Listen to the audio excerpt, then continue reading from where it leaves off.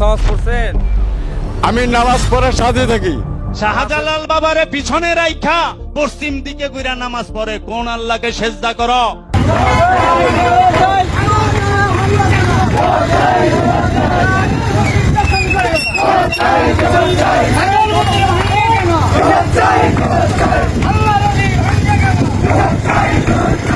তো প্রিয় ভিউয়ার্স, আসসালামু আলাইকুম, welcome to back another video. তো ভিডিও শুরুতে আপনারা হয়তো অনেকেই বুঝতে পেরে গেছেন আমরা আজকে কি বিষয় নিয়ে কথা বলবো। তো বাংলাদেশ নতুনভাবে স্বাধীন হওয়ার পর থেকে বাংলাদেশে বিভিন্ন ধরনের অভিযান চালানো হচ্ছে। আর আপনারা হয়তো অনেকেই জানেন ইতিমধ্যে বাংলাদেশের অনেক মাজার ভেঙে ফেলা হয়েছে। আপনারা হয়তো অনেকেই বলতে পারেন যে মাজারগুলো যে এইভাবে ভাঙতেছে, মাজারগুলো ভেঙে লাভ কি? শাহজালাল বাবারে পিছনে রাইখা পশ্চিম দিকে ঘুরা নামাজ পড়ে কোন আল্লাহকে সেজদা করো?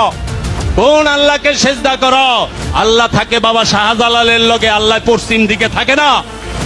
আল্লাহ বাবা শাহজালালের লগে আছে, আল্লাহ বাবা শাহপরানের লগে আছে। জুম্মার দিন গেছি আমি বাবা শাহপরানের রওজা মোবারকে, যায় দেখি পশ্চিম দিকে গুইরা বাবা শাহপরান রে পিছন দিয়া নামাজ পড়বার লইছে। তো কই এরা কারে সেজদা করে? আমাদের সুরেশ্বরী বাবার এখানে অনেকে দেখি যে পশ্চিম দিকে গুইরা সুরেশ্বরী বাবারে সাইডটা নামাজ পড়ে। এরা কারে সেজদা করে? আল্লাহ কি পশ্চিম দিকে থাকে? আল্লাহ কইছে আমি মুমিনের অন্তরে থাকি, মুমিনের নফসের নিকটে থাকি। নাহানু আকরাবু ইলাইহি মিন হাবলিল ওয়ারিদ, আমরা তোমার জীবন রোগের নিকটে অবস্থান করি। আল্লাহ বলছে আমি নফসের মধ্যে রব রূপে উদ্ভাসিত হই। রব রূপে উদ্ভাসিত হয় পবিত্র নফসের নিকটে।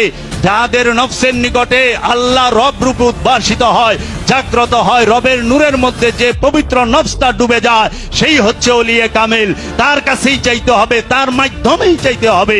দিবে রব্বুল আলামিন ঠিকই, কিন্তু মাধ্যমটা হবে বাবা জাহাঙ্গীর। তো আপনারা যার বক্তব্য এতক্ষণ আগে শুনলেন তিনি একজন মাজার পূজারী। ওনার মূল বক্তব্য হচ্ছে যে মাজার ছাইরা পশ্চিম দিক হয়ে সেজদা করা যাবে না। তো আপনারা বুঝতে পারছেন মাজার পূজারীরা কত বড় ধরনের শিরক করে আল্লাহর সাথে। আর আপনি যদি মুসলিম হয়ে থাকেন তাহলে হয়তো জানেন যে শিরককারীকে আল্লাহ তাআলা কখনোই ক্ষমা করবে না। বাংলাদেশের মাজারগুলো ভেঙে ফেলা উচিত। এটা কেন যুক্তি সম্পূর্ণ, চলেন আপনাদের কয়েকটা ভিডিও ফুটেজ দেখাই, তাহলে হয়তো বুঝতে পারবেন। নামাজ পড়ছেন? আমি নামাজ পড়ার সাথে থাকি। নামাজের সাথেই থাকে সর্বসদাই, সবসময়? সর্বসদাই, দমে দমে। বলেন তো কয় ওয়াক্ত নামাজ? 50 ওয়াক্ত নামাজ।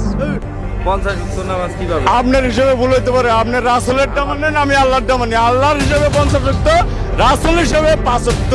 তাই আপনি 5 ওয়াক্তের খবর জানেন, 50 ওয়াক্তের খবর কইতে পারবেন না। আপনি আমার কি জিজ্ঞাসা করবেন? ঠিক আছে, 5 আমি